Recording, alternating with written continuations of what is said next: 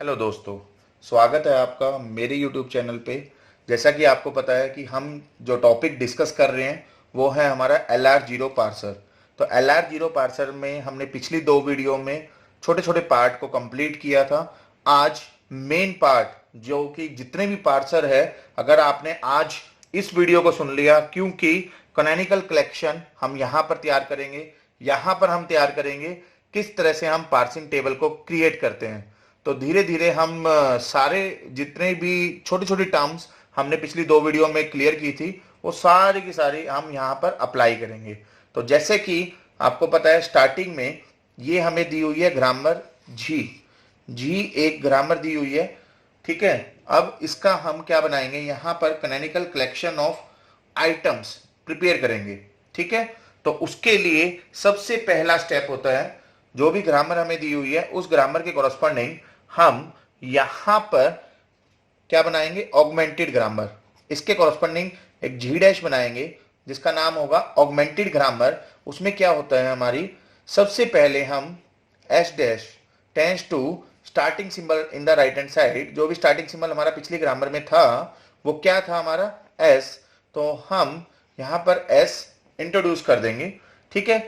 और ये हमारी S tends to capital C as it is आ जाएगी। Capital C tends to, capital C है basically, capital C tends to small C capital C and D. तो ये जो पूरा का पूरी ग्रामर बन जाएगी, इसको हम बोलेंगे जी डैश, और जिसका नाम है हमारा ऑगमेंटेड ग्रामर। क्लियर। अब यहां पर हम जो मेन पार्ट है, इसका जो बेस है, जो मेन, ये मान के चलो जिसके बिना जो पार्सर है वो कुछ भी नहीं है, वो हम यहां पर अप्लाई करेंगे। वन बाय वन थोड़ा सा फोकस करना, जो मैं पॉइंट बताता जाऊं उस पर थोड़ा ध्यान देना क्या मैं बोल रहा हूं यहां पर, ठीक है जी। तो स्टार्ट करते हैं। जैसे कि आपको मैंने बताया था, जो ये ग्रामर दी हुई है उसके हम LR0 कलेक्शन बनाएंगे। LR0 कलेक्शन का मतलब है स्टार्टिंग सिंबल। अब यहां पर स्टार्टिंग सिंबल हो चुका है S dash. S dash tends to items बनाएंगे हम। आइटम का मतलब है always you can put dot in the right hand side. तो यहां पर सबसे पहले हम डॉट पुट करेंगे। तो यहां पर हम क्या पुट कर रहे हैं, dot S. Right hand side में क्या दिया हुआ था, एस। सबसे पहले हम डॉट पुट करेंगे राइट हैंड साइड में। डॉट जो भी दिया हुआ है उसको एज इट इज रख देंगे। अब हम क्या बना रहे हैं, यहां पर क्लोजर अप्लाई कर रहे हैं। देखिए, हर स्टेट पर क्लोजर हम अप्लाई करेंगे, धीरे धीरे समझ में आएगा। थोड़ा सा बस फोकस करो, मेरे को 2-4 मिनट दे दो, तब आपको क्लियर होगा। पूरी वीडियो आपको बहुत आराम से क्लियर होती जाएगी। तो यहां पर देखिए, डॉट के बाद क्या आया हुआ है, नॉन टर्मिनल। तो नॉन टर्मिनल अगर आ जाता है तो क्लोजर क्या कहता है, नॉन टर्मिनल आ जाए तो नॉन टर्मिनल की जितनी भी प्रोडक्शन है वो सारी की सारी आप क्लोजर में लिखते जाओ। तो एस के कॉरस्पॉन्डिंग प्रोडक्शन क्या है, एस टेंस टू, देखिए जो भी प्रोडक्शन हम यहां पर लिखेंगे क्लोजर के अंदर, वो हमेशा LR0 आइटम की फॉर्म में होगा। LR0 आइटम का मतलब item in the sense right hand side में डॉट किसी ना किसी पोजीशन पे होगा।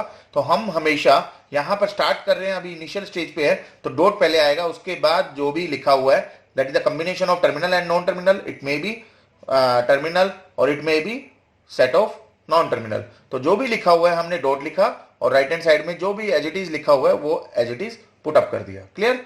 उसके बाद देखिए, डॉट के बाद यहां पर कैपिटल सी आ गया, अगेन नॉन टर्मिनल आ गया। तो नॉन टर्मिनल आ गया तो नॉन टर्मिनल की प्रोडक्शन लिखेंगे with the help of dot. तो कैपिटल सी की प्रोडक्शन हो जाएगी डॉट, यहां पर देखिए स्मॉल सी है, कैपिटल सी, ठीक है जी। उसके बाद capital C tends to, again second production है हमारी, capital C tends to D. तो यहां पर आ जाएगा डॉट डी। क्लियर है। अब देखिए, डॉट के बाद स्मॉल सी आया हुआ है, मतलब टर्मिनल आया हुआ है, there is no problem. Dot के बाद क्या आया हुआ है, स्मॉल डी आया हुआ है, दैट मीन्स टर्मिनल आया हुआ है, तो देयर इज नो प्रॉब्लम। इसका मतलब है जब तक ऐड करते जाएंगे, जो कि मैंने आपको रूल बताया था पिछली वीडियो में, मैंने आपको क्लियर किया था क्लोजर क्या होता है, वही क्लोजर हम यहां पर अप्लाई कर रहे हैं। ये लिखा हुआ था यहां पर कि जब तक ऐड करते जाएंगे जब तक no more new LR0 item can be added to the closure I. तो वो चीज हमने यहां पर अप्लाई की है, और इस अप्लाई करने के बाद इस पूरे सेट को हम एक सेट बना देंगे जिसका नाम हम कुछ भी देंगे, आगे देंगे हम नाम, ठीक है। तो ये समझ में आया होगा होपफुली। अब देखिए, अब यहां पर जस्ट लाइक ए DFA, DFA जब हम बनाते थे ये एक स्टेट बन चुकी है, ठीक है। अब वन बाय वन प्रोडक्शन को पिक करेंगे। जैसे कि पहली प्रोडक्शन है S tends to dot S, ध्यान रखना ये डॉट का खेल है, यहां पर सब कुछ जो पूरा का पूरा रोल है वो डॉट का है। डॉट का मतलब होता है, डॉट अगर पहले लिखा हुआ है इसके बाद जो भी लिखा हुआ है उसको हमने स्कैन नहीं किया है, ठीक है। अगर मान लीजिए कोई डॉट सेंटर में है तो सेंटर से पहले वाली जो चीज है उसको हमने स्कैन कर दिया है, सेंटर के बाद वाली मतलब डॉट के बाद वाली जो चीज है उसको हमने स्कैन नहीं किया है। That is the meaning of the dot. You can say, it will say कि आपने कौन सी चीज को स्कैन किया है और कौन सी चीज को स्कैन नहीं किया। क्लियर। तो यहां पर हम सबसे पहले डॉट के बाद क्या हुआ है कैपिटल एस, तो कैपिटल एस के लिए हम यहां पर हर बार देखिए एक स्टेट से दूसरी स्टेट पर जा रहे हैं तो डॉट मूव होगा, only one symbol dot move होगा। जहां भी डॉट था यहां पर क्या आ जाएगा एस टेंस टू, ये क्या बता रहा है डॉट के बाद जो भी आया हुआ है वो यहां पर अप्लाई होगी, वो वाली प्रोडक्शन यहां अप्लाई होगी। तो एस टेंस टू क्या आ जाएगा, डॉट मूव हो जाएगा। तो डॉट पहले एस से पहले था, अब डॉट कहां आ जाएगा एस के बाद, जस्ट वन सिंबल मूव होगा। ध्यान रखना every time you can move one symbol with the help of dot, dot move करता जाएगा one symbol at a time, ठीक है। तो number of item one by one ये मूव करता जाएगा। क्लियर। अब देखिए डॉट के बाद नॉन टर्मिनल आया हुआ है, नहीं आया हुआ, तो इसको यहां पर हम क्लोज कर देंगे। क्लियर है। तो ये क्लोजर बन गया। क्लियर। इसके बाद अब दूसरा देखेंगे हम, यहां पर डॉट के बाद क्या आया हुआ है कैपिटल सी, तो कैपिटल सी आया हुआ है तो मूवमेंट होगी कैपिटल सी, तो क्या आ जाएगा डॉट, देखिए डॉट यहां पर था तो एक बार मूव कर जाएगा तो यहां क्या आ जाएगा कैपिटल सी डॉट, आगे जो भी लिखा हुआ है उसको एज इट इज लिख देंगे। तो डॉट के बाद क्या आ गया, अगेन ये चेक करेंगे हम ये लिखने के बाद कि डॉट के बाद नॉन टर्मिनल है, बिल्कुल है। तो नॉन टर्मिनल की जितनी भी प्रोडक्शन है LR0 आइटम वो ऐड कर देंगे, ये एज इट इज ये वाली प्रोडक्शन यहां पर पुट हो जाएगी just because of this, just because of this, ठीक है। और capital C tends to dot D, तब तक ऐड करते जाएंगे जब तक नॉन टर्मिनल जनरेट होता जाएगा। यही हमारा क्लोजर है। तो ये पूरा का पूरा क्या बन चुका है अब क्लोजर। क्लियर। देखिए हम क्या कर रहे हैं, एक स्टेट से अनदर स्टेट जनरेट कर रहे हैं, ठीक है जी।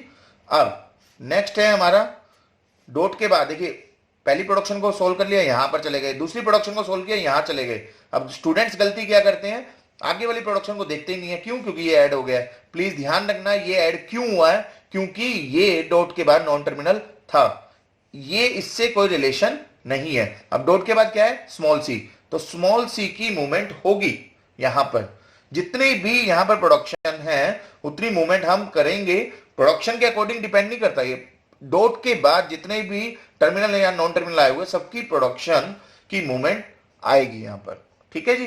तो डॉट सी था, स्मॉल सी है यहां पर, ये स्मॉल सी यहां पर हमने लिखा, तो कैपिटल सी टेंस टू क्या आ जाएगा small C dot capital C, ये वाली प्रोडक्शन के लिए हमारे पास ये प्रोडक्शन आ जाएगी। अब डॉट के बाद क्या है non terminal, again you can apply closure, ठीक है। तो सी की प्रोडक्शन लिख दोगे आप, सी की प्रोडक्शन क्या आएगी ये वाली as it is dot C capital C tends to dot D. अब देखिए डॉट के बाद यहां पर भी टर्मिनल है यहां भी टर्मिनल है, तो इसको रोक देंगे हम। क्लियर। तो इस टाइप से हम क्लोजर अप्लाई करते जा रहे हैं। क्लियर। अब उसके बाद है यहां पर स्मॉल डी, तो डी की प्रोडक्शन लिखेंगे capital C tends to dot move हो जाएगा डी डॉट, ये आ जाएगा, ठीक है। तो इस तरह से हमने जितनी भी प्रोडक्शन थी सबकी ट्रांजिशन हमने यहां पर दिखा दी है। अब देखिए डॉट कहां आ चुका है, लास्ट में आ चुका है, तो आगे तो मूव नहीं हो सकता, तो ये स्टॉप हो जाएगा। उसके बाद डॉट के बाद क्या है ये कैपिटल सी, तो यहां पर कैपिटल सी की प्रोडक्शन आएगी। अब कैपिटल सी की प्रोडक्शन क्या आ जाएगी S tends to capital C एक बार मूव होगा, डॉट हमेशा वन सिंबल से ही मूव होगा फ्रॉम द प्रीवियस वन। तो यहां पर देखिए कैपिटल सी था, ये डॉट यहां चला जाएगा, तो ये आ जाएगी प्रोडक्शन। अब डॉट के बाद क्या नॉन टर्मिनल आया हुआ है, नहीं आया हुआ, तो क्लोजर यहां पर स्टॉप हो जाएगा। क्लोजर का मतलब है सिंपल कि डॉट के बाद नॉन टर्मिनल है तो नॉन टर्मिनल की प्रोडक्शन लिख दो, नहीं आया हुआ तो उसको स्टॉप कर दो, सिंपल सा प्रोसीजर है क्लोजर का। क्लियर। उसके बाद देखिए ध्यान रखना जितनी भी प्रोडक्शंस है सबके डॉट के बाद जो भी लिखा हुआ है उसकी ट्रांजिशन दिखानी जरूरी है, जस्ट लाइक ए डीएफए। डीएफए का मतलब है जो भी आया हुआ है, इनपुट आई हुई है यहां पर, तो उसको मूवमेंट जरूर दिखाएंगे। डॉट के बाद जितने भी है कहीं ना कहीं ट्रांजिशन जरूर होगा। तो डॉट सी, सी की ट्रांजिशन होगी। तो सी की ट्रांजिशन में अगर आप ध्यान से देखो तो यहां पर स्मॉल सी जैसे ही मैं करूंगा तो capital C tends to small C dot capital C आ जाएगा यहां पर। मगर ये ऑलरेडी आपने यहां पर जनरेट की हुई है, क्योंकि डॉट सी के बाद ये वाली प्रोडक्शन जनरेट होगी। तो क्यों ना आप जैसे डीएफए के अंदर नहीं करते, क्यू नोट के ऊपर सेल्फ लूप लगा देते हो, तो सेल्फ लूप लगा देते हो, या ऑलरेडी कोई स्टेट है तो वहां पर मूव कर देते हो, तो ये ऑलरेडी स्टेट है यहां पर। ठीक है, इसके लिए अलग से आप यहां पर लिखोगे ये रिपीटेड स्टेट यहां पर है। क्या यूज है इसका? हमें तो ये दिखाना है कैपिटल सी पर अगर स्मॉल सी अप्लाई करें तो कहां जाएगा, यहां पर जाएगा। तो यही स्टेप है इसका। ठीक है, अब इसी तरह से capital C tends to dot D है, तो ये कहां जाएगा, डॉट आगे मूव करेगा डी के लिए, तो क्या आ जाएगा capital C tends to D dot, जो कि ऑलरेडी आपने जनरेट की हुई है। तो क्यों ना आप यहां पर इससे रिप्रेजेंट कर दो यहां पर स्मॉल डी के लिए। क्लियर है जी? बिल्कुल, बहुत बढ़िया। उसके बाद डॉट के बाद क्या है, कैपिटल सी। तो कैपिटल सी की प्रोडक्शन दिखानी पड़ेगी। तो कैपिटल सी की प्रोडक्शन जब हम दिखाएंगे तो इसके बाद यहां पर देखिए, यहां पर क्या आ जाएगा कैपिटल सी, तो capital C tends to C capital C dot, यहां पर ये क्लोज हो जाएगा क्योंकि डॉट के बाद कुछ भी नहीं आया हुआ। ठीक है जी।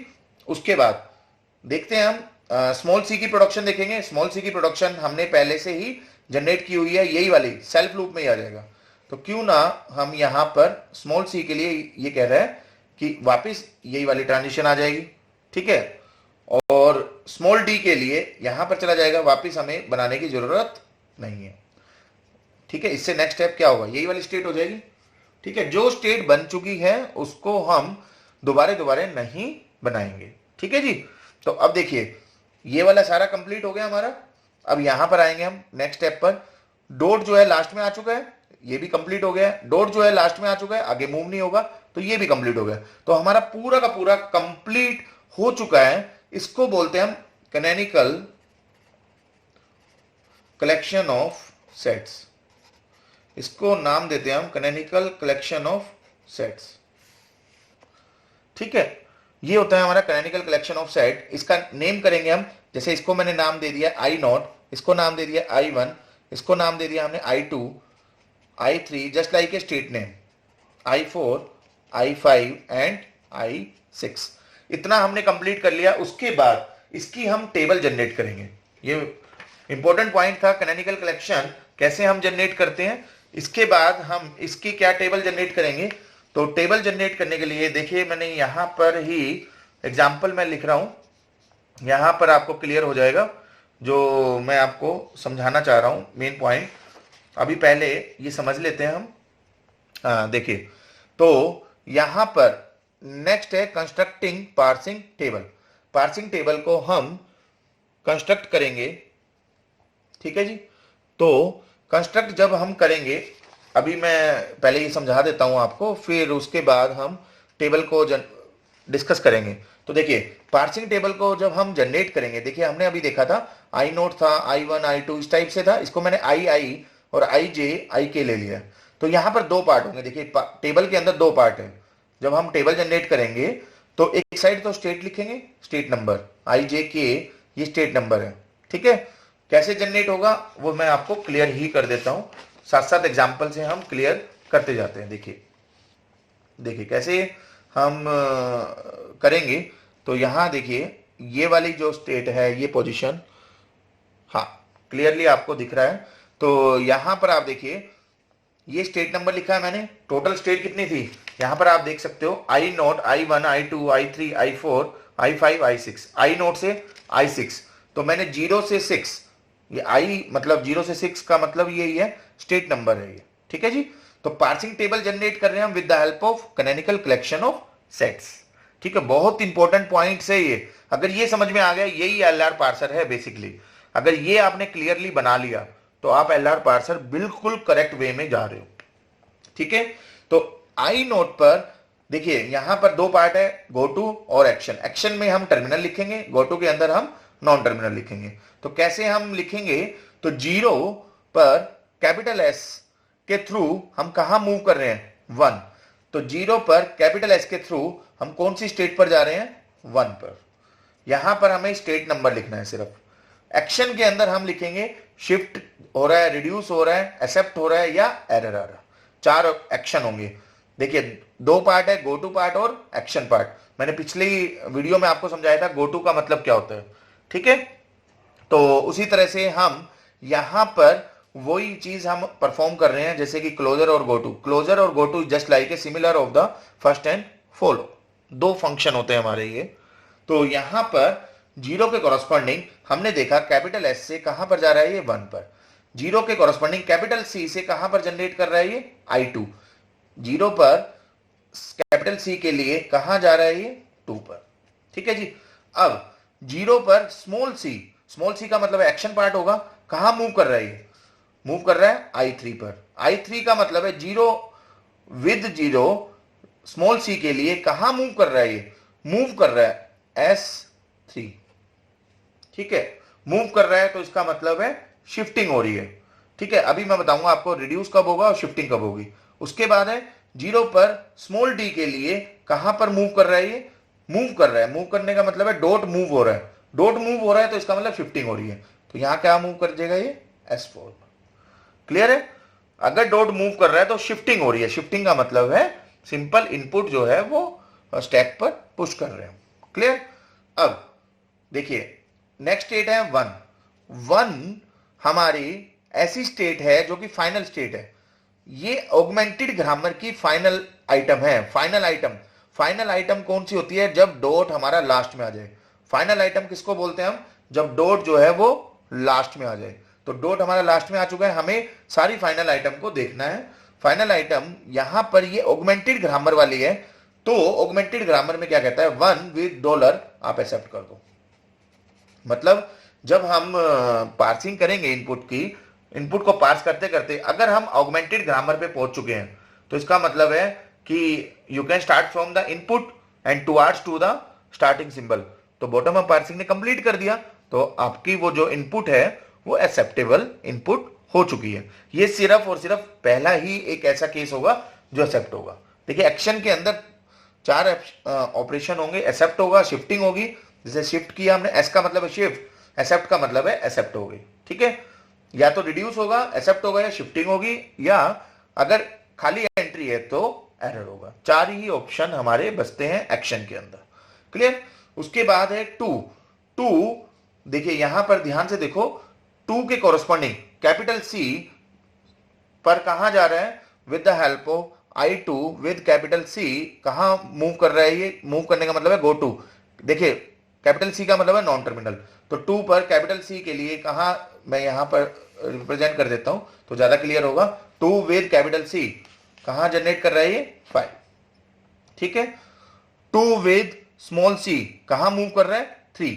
देखिए मूव कर रहा है मतलब शिफ्टिंग होगी, तो यहां पर आ जाएगा S3। 2 विद स्मॉल डी, देखिए यहां पर देखिए, तो ये कहां मूव कर रहा है, I4 मूव कर रहा है मतलब S4। क्लियर।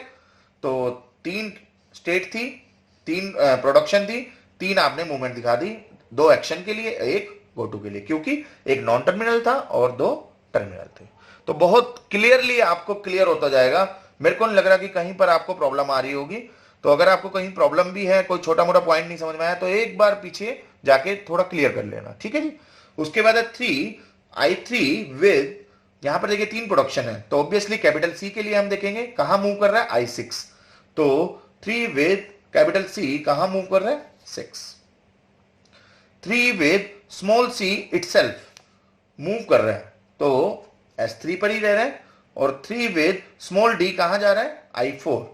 तो यहां पर आ जाएगा मूव कर रहा है मतलब S4। Clear, very good.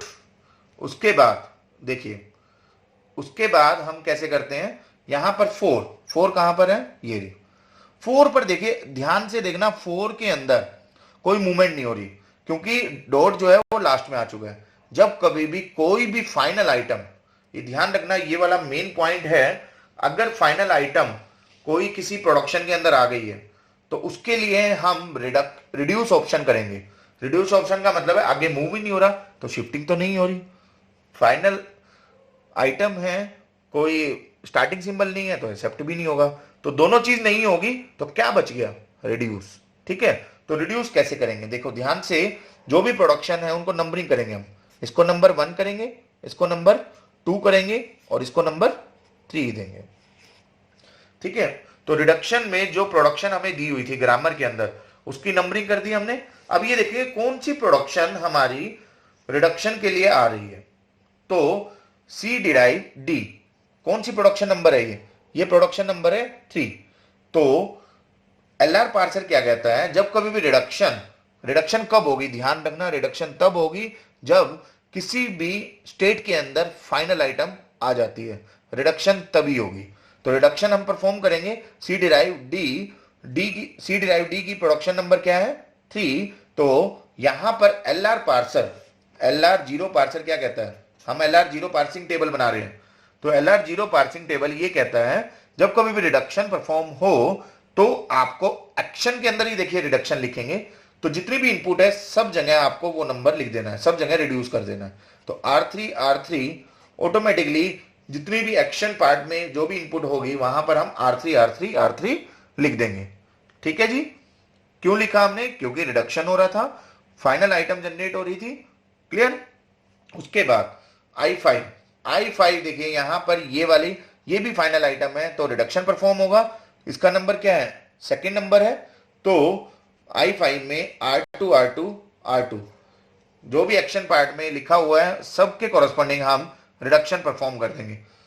I6 में यहां पर भी फाइनल आइटम है, फाइनल आइटम का जो नंबर है देखिए,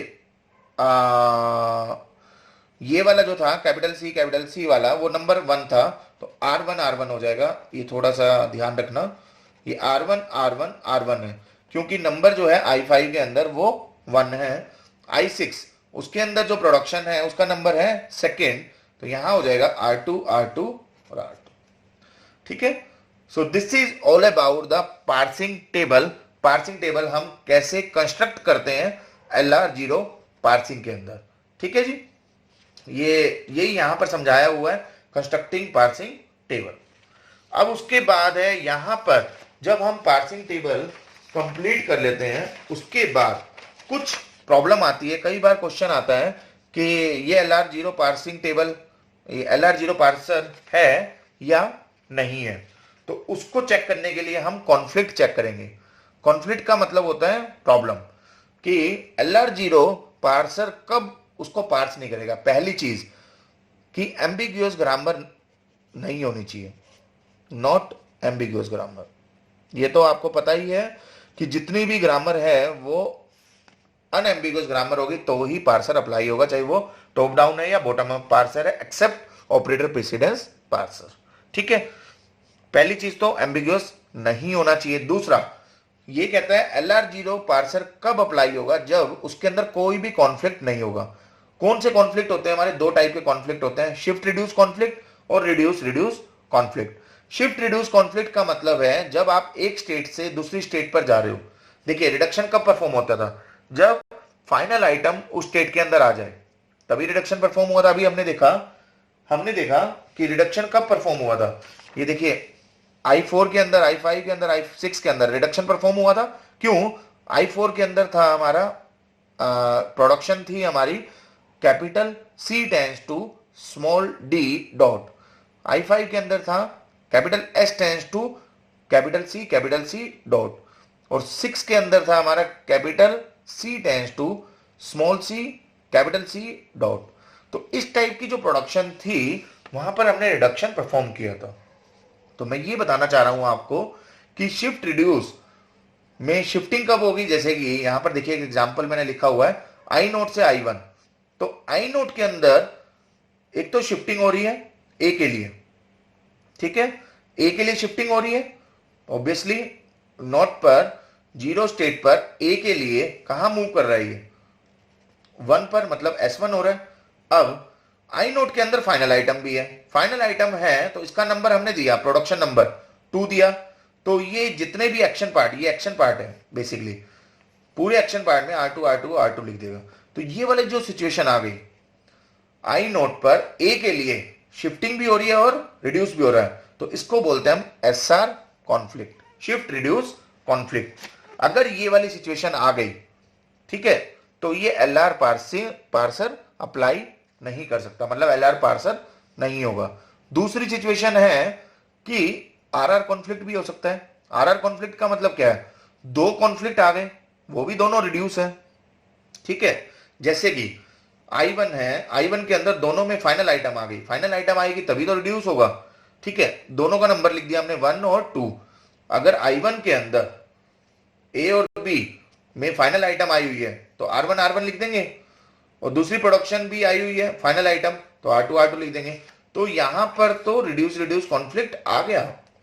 दो रिड्यूस कॉन्फ्लिक्ट या दो से ज्यादा रिड्यूस आ जाए किसी भी पर्टिकुलर इनपुट के लिए, तो इसको बोलेंगे हम रिड्यूस कॉन्फ्लिक्ट।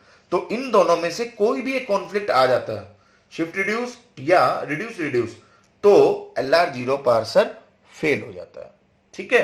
तो ये हमारी प्रॉब्लम आती है LR0 के अंदर। तो इस टाइप से हमने कंप्लीट किया पार्सिंग टेबल कैसे तैयार करते हैं और कैसे हम डायग्राम को क्रिएट करते हैं डीएफए की फॉर्म में। तो प्लीज इसको लाइक, सब्सक्राइब और कमेंट सेक्शन में कमेंट करना ना भूलिए। Thank you, thanks to all.